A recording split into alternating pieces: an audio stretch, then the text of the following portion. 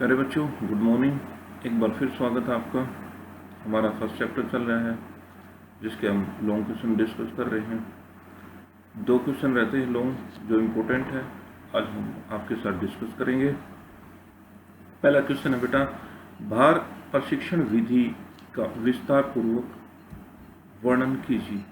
यानी weight training है। इसको दूसरे तरीके से पूछा जा सकता है, वजन प्रशिक्षण से क्या अभिप्राय है, इसमें होने वाले लाभों का वर्णन कीजिए। और इसको एक तरह से और भी पूछा जा सकता है कि भार प्रशिक्षण विधि क्या है, इसके महत्व का वर्णन कीजिए। तो ये 3 तरह से क्वेश्चन पूछा जा सकता है। अगर किसी भी तरह से आता है तो जो आज हम डिस्कस कर रहे हैं, जो आपने लिखा भी होगा, मैंने भेजा था, तो इसको हम कर सकते हैं। भार प्रशिक्षण विधि का अर्थ क्या, मीनिंग है? भार प्रशिक्षण विधि से हमारा अभिप्राय उन व्यायाम और कसरतों से है जो हमारे शरीर की मांसपेशियों को मजबूत और शक्तिशाली बनाता है।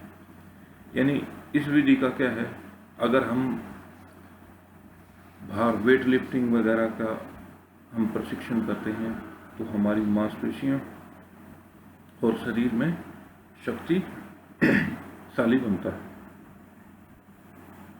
इसमें शरीर के विभिन्न अंगों का आकार में परिवर्तन होता है। इस विधि को अगर हम करते हैं तो हमारे शरीर के जो अंग हैं उनके आकार में वृद्धि होती है। आपने देखा होगा, जो वेट लिफ्टर होते हैं या जिम जाने वाले खिलाड़ी होते हैं, तो उनके शरीर की बनावट अलग ही होती है, तो उनका आकार चेंज हो जाता है एक सामान्य व्यक्ति के शरीर से। और विभिन्न भागों में अनुकूलन भी होता है। यानी एक मूवमेंट आ जाती है, एक शेप आ जाती है। इस माध्यम से शारीरिक रूप से कमजोर व्यक्ति सामान्य होने की कोशिश करता है। यानी एक कमजोर व्यक्ति है, अगर इस प्रशिक्षण को शुरू करता है तो वो कमजोर से मजबूत व्यक्ति हो जाता है। इसमें मांसपेशियां मजबूत बनती हैं, आकार और शरीर में परिवर्तन होता है। यह प्रशिक्षण शारीरिक पुष्टि को विकसित करता है। यानी हमारा जो चैप्टर चल रहा है शारीरिक पुष्टि, उसमें एक भाग जो है भार प्रशिक्षण विधि भी है, जो हम डिस्कस कर रहे हैं। भार प्रशिक्षण विधि में निम्नलिखित बातों का ध्यान रखना चाहिए। हमें किन किन बातों का ध्यान रखना चाहिए अगर हम ये प्रशिक्षण या क्रिया कर रहे हैं तो? पहला है, भार प्रशिक्षण के समय श्वास क्रिया साधारण रूप से कार्य करते हुए होनी चाहिए।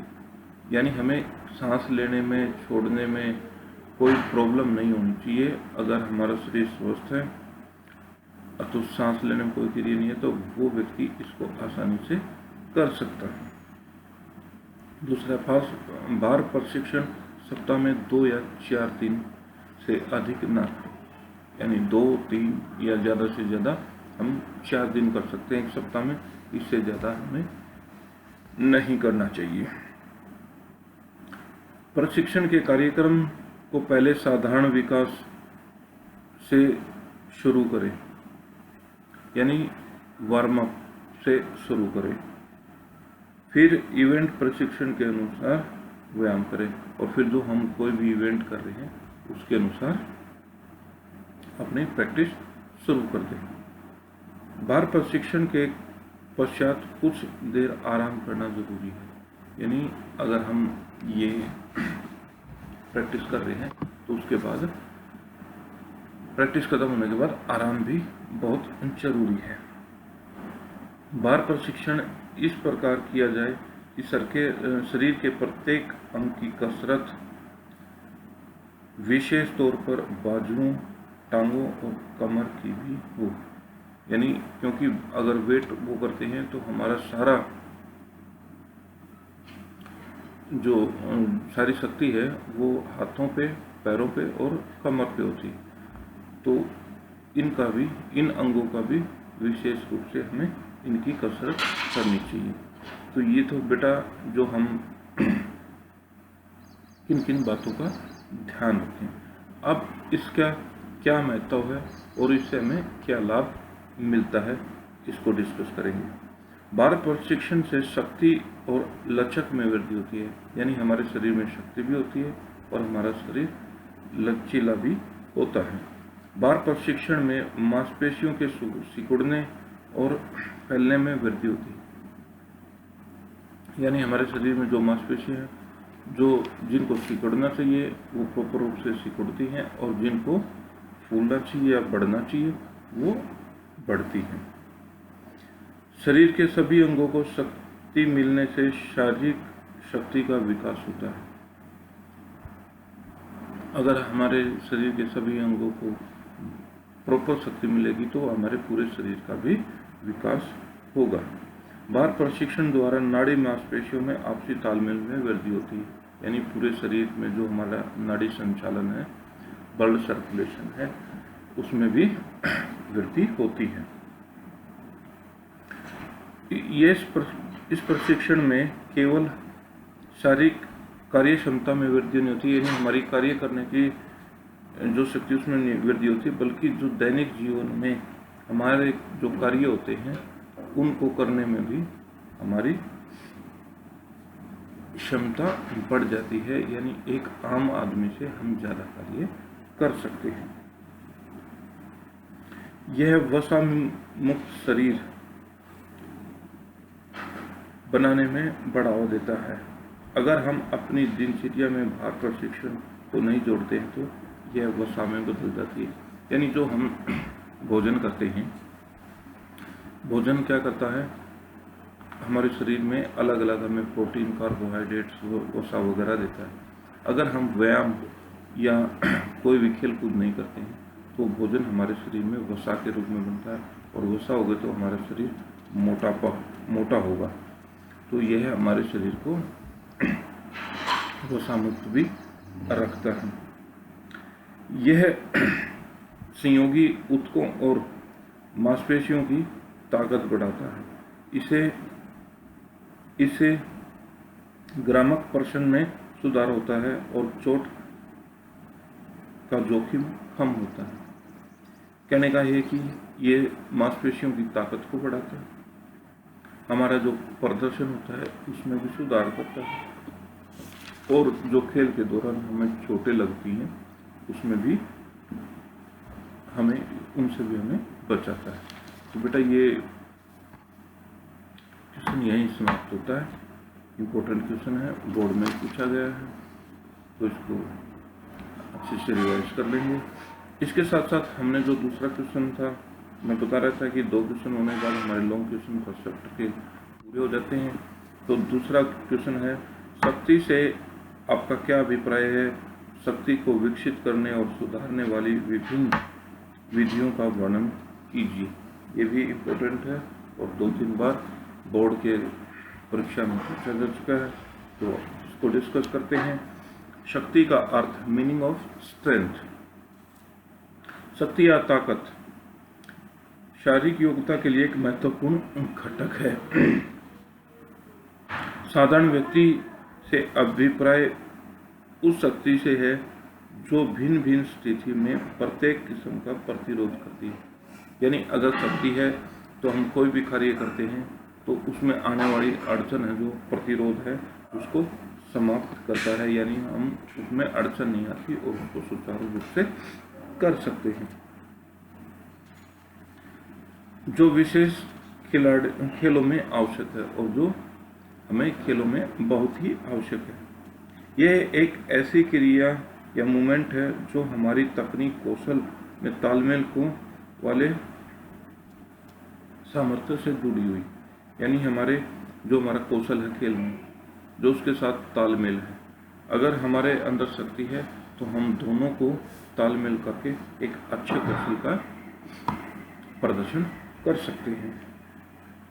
अतः शक्ति हमारे शरीर की मांसपेशियों द्वारा उत्पन्न की गई वह ऊर्जा है जिसके द्वारा हम कुछ कार्य कर सकते हैं, यानी हमारी मांसपेशियां तभी हमें ऊर्जा देंगी जब उनमें शक्ति होगी। इसका कहने का मतलब मांसपेशियों द्वारा उत्पन्न की गई ऊर्जा।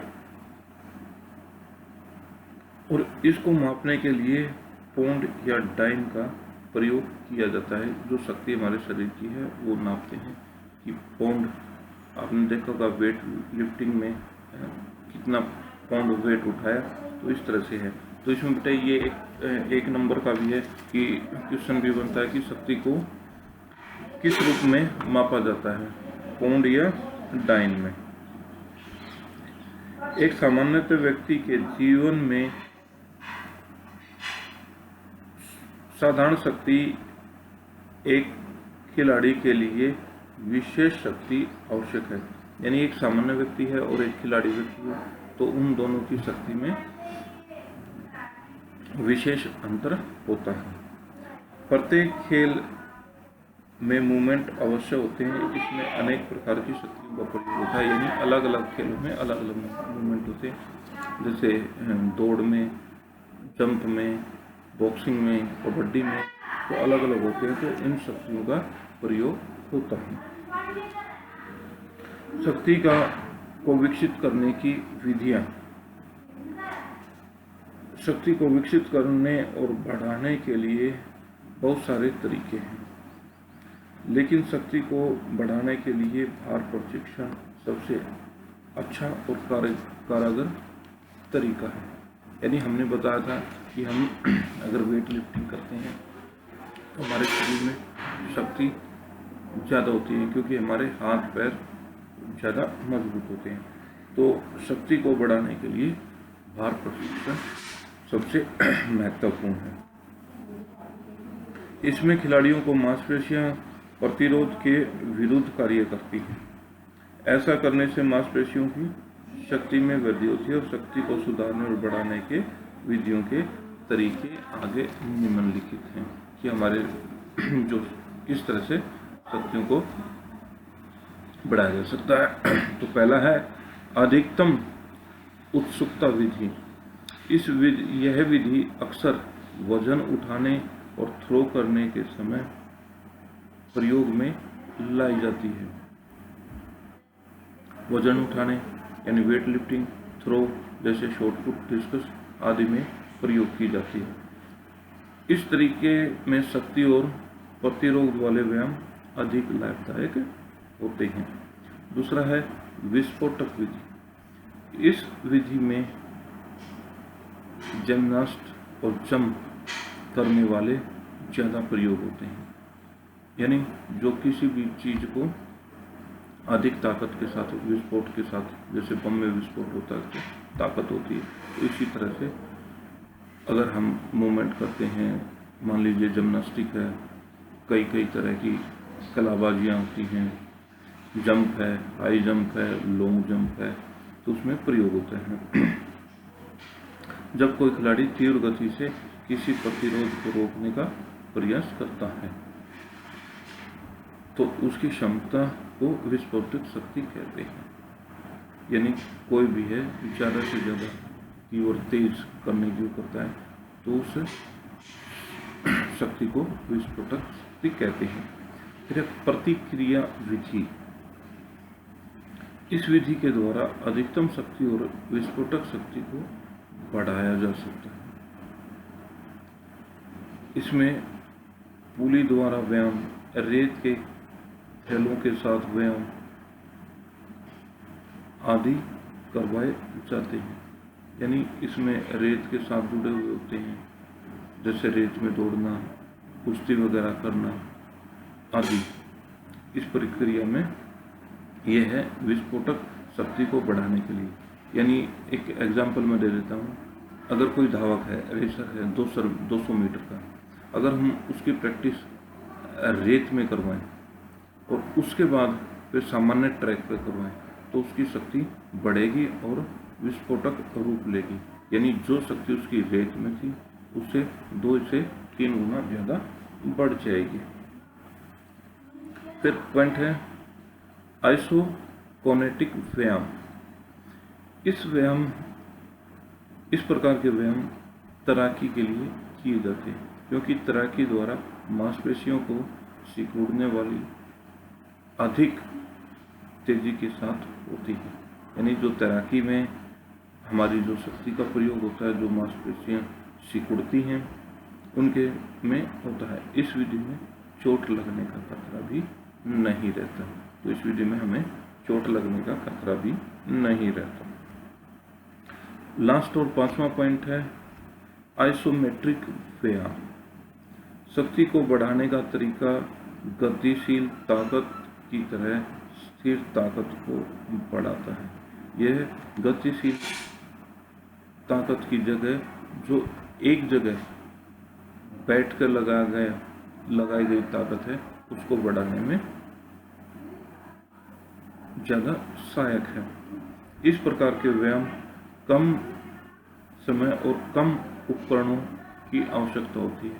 यानी इसमें न तो समय भी बहुत कम होता है और ज़्यादा उपकरणों की आवश्यकता इसमें नहीं होती है। तो बेटा हमने 2 क्वेश्चन डिस्कस कर लिए हैं, शक्ति और भार। तो उम्मीद करता हूँ समझ में आ गए होंगे। फिर भी अगर किसी को कोई प्रॉब्लम है तो मेरे से पर्सनली डिस्कस कर सकता है। इसके बाद हम इसके शॉर्ट क्वेश्चन करेंगे अगले उसमें। तब तक के लिए इनको रिवाइज करें। तो आपका दिन मंगलमय हो। धन्यवाद।